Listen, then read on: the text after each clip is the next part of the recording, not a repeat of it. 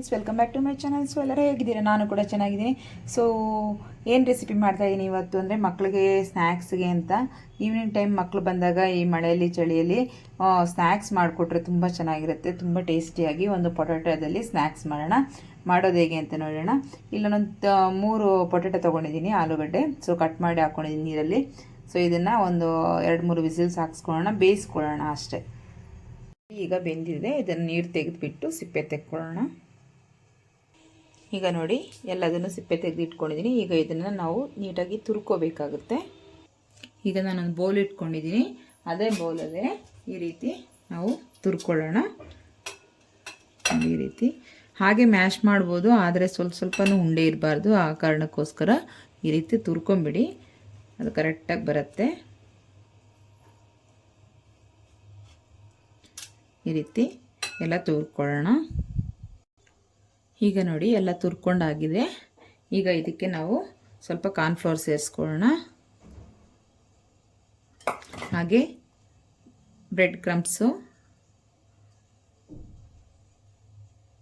1/4 ಬೌಲಷ್ಟು, ಅಂದರೆ 1-2 slice ಬ್ರೆಡ್ಡಷ್ಟು powder ಮಾಡ್ಕೊಂಡು ಹಾಕ್ಕೊಂಡಿರೋದು. So ಈಗ ನಾವು ಇದಕ್ಕೆ ರೆಡ್ ಚಿಲ್ಲಿ ಪೌಡರು ಸ್ವಲ್ಪ, ಇದು ಮಕ್ಕಳಿಗಾಗಿ ಮಾಡ್ತಾ ಇರೋ ಕಾರಣ ಸ್ವಲ್ಪ ಚಿಲ್ಲಿ ನೋಡಿ ಹಾಕ್ಕೊಳ್ಳಿ, ಜಾಸ್ತಿ ಖಾರ ಹಾಕ್ಕೋಬೇಡಿ. ಹಾಗೆ ಸ್ವಲ್ಪ ಸಾಲ್ಟು, ಹಾಗೆ ಒಂದು ಅರ್ಧ ಟೇಬಲ್ ಸ್ಪೂನಷ್ಟು ಚಾಟ್ ಮಸಾಲ. ಒಂದು ರೀತಿ ಚೆನ್ನಾಗಿರುತ್ತೆ ಫ್ಲೇವರು. ಸೊ ಈಗ ಎಲ್ಲ ಮಿಕ್ಸ್ ಮಾಡ್ಕೊಳ್ಳೋಣ ನೀಟಾಗಿ. ತುಂಬ ಚೆನ್ನಾಗಿರುತ್ತೆ ಈ ರೆಸಿಪಿ. ಮಕ್ಕಳಂತೂ ತುಂಬ ಇಷ್ಟಪಟ್ಟು ತಿಂತಾರೆ. ಸ್ಕೂಲಿಂದ ಬಂದಾಗ ನಾವು ಫಸ್ಟ್ ಇದನ್ನು ಸ್ವಲ್ಪ ಪ್ರಿಪೇರ್ ಮಾಡಿಟ್ಕೊಂಡ್ರೆ ಬಂದ ತಕ್ಷಣ ಹಾಕ್ಕೊಡೋದಕ್ಕೆ ತುಂಬ ಚೆನ್ನಾಗಿರುತ್ತೆ. ಈ ರೀತಿ ಚೆನ್ನಾಗಿ ಮಿಕ್ಸ್ ಮಾಡ್ಕೋಬೇಕು. ಚಪಾತಿ ಹಿಟ್ಟಿನ ಅದಕ್ಕೆ ಕಲಿಸ್ಕೊಂಡ್ರೆ ಸಾಕಾಗುತ್ತೆ. ಈಗ ನೋಡಿ, ಎಲ್ಲದನ್ನು ಕಲಿಸ್ಕೊಂಡು ಇಟ್ಕೊಂಡಿದ್ದೀನಿ. ಒಂದು 5 ನಿಮಿಷ ಹಾಗೆ ಬಿಟ್ಬಿಡಿ. ಈಗ ನೋಡಿ, ಇದನ್ನು 2 ಪೀಸಾಗಿ ಮಾಡ್ಕೊಳ್ಳೋಣ. ನಾವು ಸ್ವಲ್ಪ ಮಿಕ್ಸ್ ಮಾಡಿ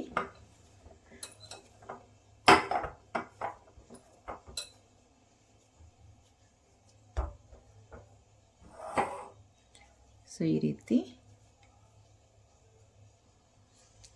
ಕೈಗೆ 1-2 ಡ್ರಾಪ್ ಆಯಿಲ್ನ ಅಪ್ಲೈ ಮಾಡ್ಕೊಳ್ಳಿ. ಈ ರೀತಿ ಮಾಡಿಕೊಂಡು ಸ್ವಲ್ಪ ಲಟ್ಟಿಸ್ಕೋಬೇಕು.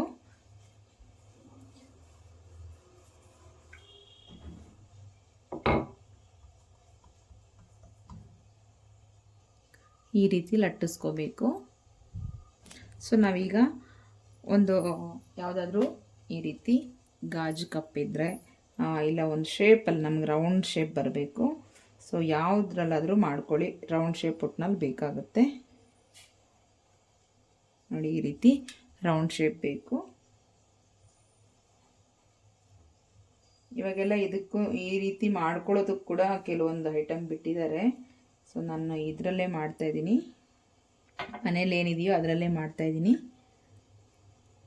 ಈಗ ಮಿಡಲಲ್ಲಿರೋದು ತೆಗೆದು ಬಿಡೋಣ. ಈ ರೀತಿ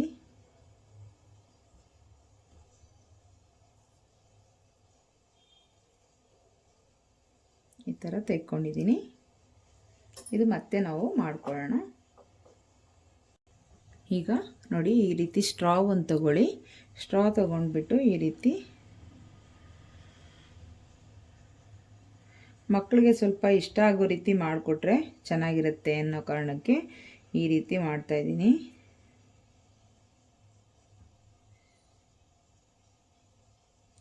ಈ ರೀತಿ ಎಲ್ಲದಕ್ಕೂ ಮಾಡ್ಕೋಬೇಕಿದೆ ರೀತಿ.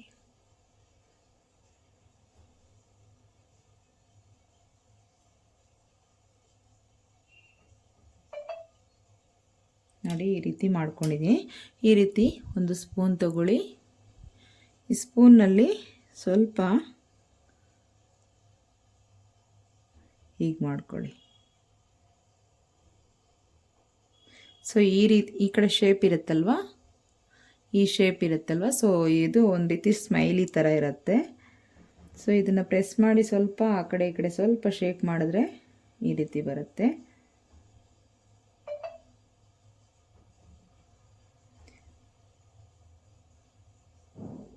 ನೋಡಿ, ನೋಡಿದ್ರಲ್ಲ, ಹೀಗೆ ಎಲ್ಲದನ್ನು ಮಾಡಿಕೊಳ್ಳೋಣ.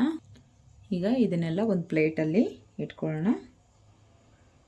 ನೋಡಿ ಈ ರೀತಿ.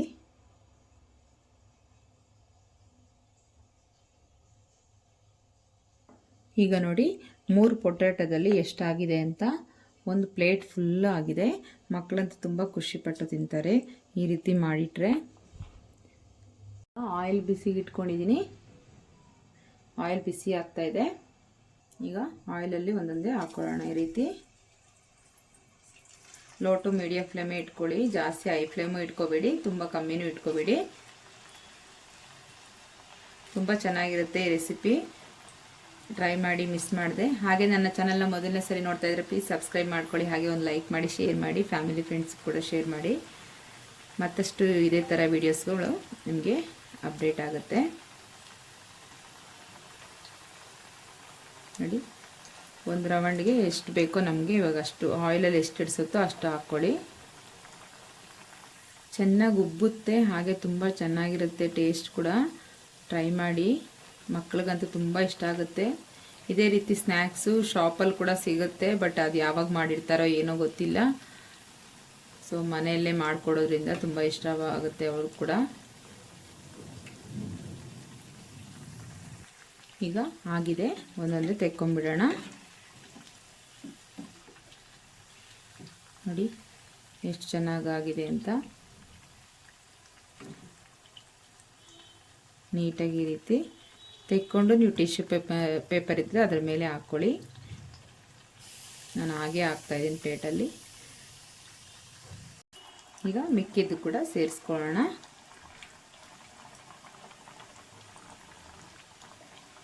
ಸ್ವಲ್ಪ ತಿಕ್ನೆಸ್ ಇರಬೇಕು. ನಾವು ತುಂಬ ತೆಳುಗೆ ಲಟ್ಟಿಸ್ಕೊಳ್ಳುವಾಗ ನೋಡಿ ಇಷ್ಟು ತಿಕ್ನೆಸ್ ಇರಬೇಕು, ಇಲ್ಲಾಂದರೆ ಅಷ್ಟು ಚೆನ್ನಾಗಿ ಬರೋದಿಲ್ಲ. ಸ್ವಲ್ಪ ತಿಕ್ನೆಸ್ ಇದ್ರೇ ತುಂಬ ಚೆನ್ನಾಗಿ ಬರುತ್ತೆ. ತುಂಬ ತೆಳುಗಿದ್ರೆ ಅದೊಂದು ರೀತಿ ಪೂರಿ ಥರ ಉಬ್ಕೊಂಡ್ಬಿಡುತ್ತೆ.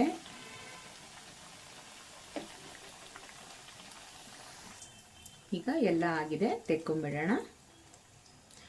ತುಂಬ ರೋಸ್ಟ್ ಮಾಡೋಕ್ಕೆ ಹೋಗ್ಬೇಡಿ. ಸ್ವಲ್ಪ ಹಾಕಿ 1 ನಿಮಿಷ 1.5 ನಿಮಿಷ ಆಯಿತು ಅಂದರೆ ಸಾಕು, ತೆಗೆದುಬಿಡಿ. ಇಲ್ಲಾಂದರೆ ತುಂಬ ರೋಸ್ಟ್ ಆದರೆ ಅದು ಒಂಥರ ರಬ್ಬರ್ ಥರ ಆಗಿಬಿಡತ್ತೆ.